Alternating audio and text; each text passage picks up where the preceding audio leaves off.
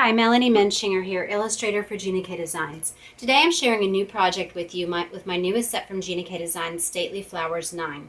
It's going to involve some Spectrum Noir coloring. You can also use other alcohol markers for that, as well as a technique called Pullin Pastels. And that is basically just applying a layer of chalk over your cardstock and then lifting off some of that chalk with a Versamark inked image. Now, if you don't have a set of pastels in a big palette like you've seen in craft stores and you haven't wanted to make that investment, sidewalk chalk actually works really well. And I got a pack of this for just $1 at the dollar store.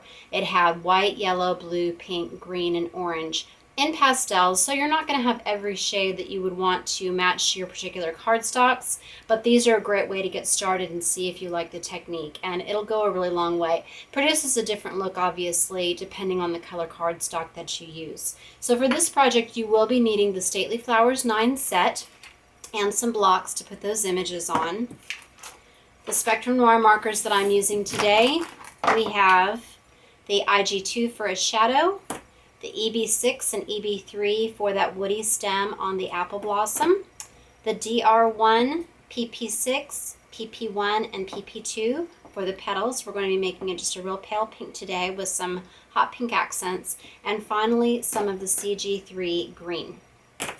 Okay, you're also going to need, as I showed you, the Versamark pad. This is a watermarking ink, so it's going to produce just a nice tone on tone when you stamp this on colored cardstock, but it's also sticky, and so this is also an embossing ink, or it does remove the chalk, like I said, for this Pullin Pastels technique. I've also got some cardstock here. I've got some of the Gina K Pure Luxury White, Dark Chocolate, and the Passionate Pink, and I will post the measurements for that below. And then I just have some of the Gina K Organza ribbon. Here is the card that we're going to be producing today. I'm really excited about how this turned out. All right, so let's go ahead and get started by stamping. Oh, and excuse me, you are going to also need a dark chocolate ink pad. Okay, or charcoal brown. That was the closest to me. Not sure which one that I used on this.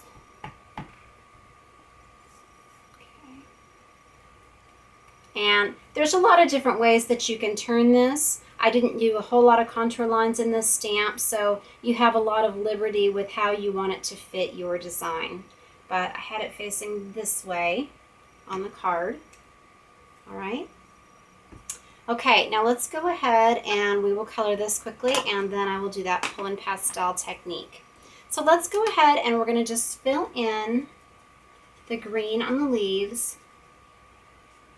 And I know there's actually another dark green for this. I apologize. It must have rolled off of my desk or got pushed off by my cat. So I will duck down and grab that in just a second so I can add those darker tones to these green leaves. So just on these little buds here. And then you can take some liberty too with these back petals, which are very pointy. If you want more green in the arrangement, whether you want those to be leaves or whether you want them to be petals, that's up to you. I'm also going to put just a little bit of green here in the center. Okay, now let's go ahead and apply the second pink value here. And I'm just going to trace in just some of these little veins. So I'm going to put this here for reference so that we can both look at it and you can see where I'm going with this. So I'm going to put just a little bit in the middle. So an apple blossom, it actually has really dark pink buds, but when it opens, ironically, it turns very white. So you can have this in different shades if you're trying to make it look like an apple blossom. But what really makes this image pop is by having some of those darker shades on there, like it's just turning. So I'm putting just a little bit in over these little veins and near the centers of those petals, and then maybe just a little bit on those tips. And then I'm going to blend that a little bit with that lightest PP1 pink. So I like to use a color as a blender a lot of times rather than using the colorless blender.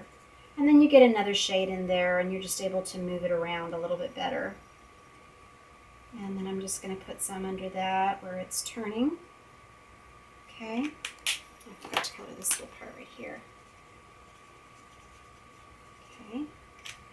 All right, now let's go in with this darker pink, just a touch to the middle. This is a real hot pink. And then when we add in that one that's on the dark red scale, the DR1, that has kind of a pink tone to it. And so those are all just going to blend together really nicely. Okay. All right, now let's grab the DR1.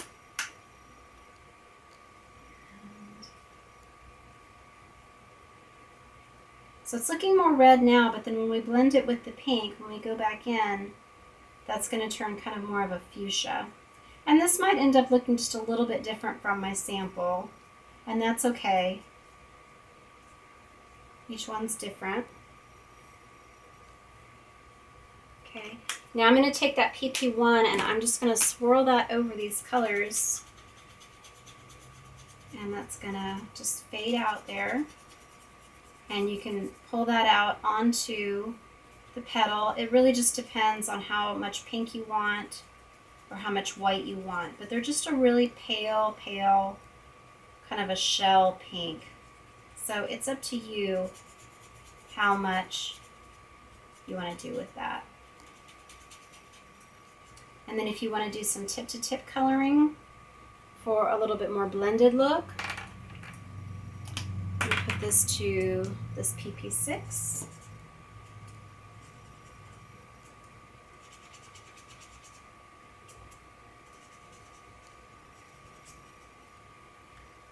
And then I'm going to grab a little bit of this DR1 again. So sometimes I go back and forth between my colors and I just see what I'm liking. If I think it needs a little bit more, a little bit less. And one thing I'm going to do here as well, if you ever look at photographs of flowers or look at them really closely, some of these ones that have these little serrated edges have just some little pink tips along that little jagged edge. And so you can practice and play with putting a little bit of that in. Forgot to put it on there. Okay, now I think that's done. Now I'm going to go ahead and, oh, sorry, I switched around some of my marker caps here. Since I have the IG2 out, let's go ahead and do that shadow. To get these back on track in a minute. Okay, so you're going to take the IG2 and I'm going to go underneath these petals. And I'm going to stay where it's just falling just underneath and off to the left. And if you want to go a little bit bolder with your shadows, you could go up one and do the IG3. But until you're really comfortable with doing shadows, I recommend just doing a lighter one, and you can go over it many times if you want it to be a little bit darker. Okay? All right, so there's our shadow. Let's go ahead and we will do this brown stem. These apple blossoms grow on a tree. So here is our lighter brown. And then the EB3 is actually the darker brown in this case, since I'm just putting just a little bit under the flower there. Okay, and let me go ahead and grab, where did my CG green go? There we go. Okay, so here's my darker green. So you also need CG4 for this. So let's go ahead and add just a little bit of green in here. And I'm going to do it on the underside. And this looks really dark, but I'm going to go back and blend this in just a second. Okay. Put a little bit in here, dot that in there. I want some on those buds. Okay. And now let's blend this together.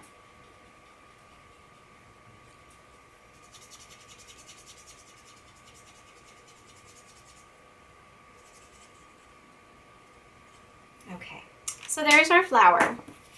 I might even like that one better than the first one. Okay, so let's go ahead and do this Pullin Pastel technique now. We'll get these markers out of the way.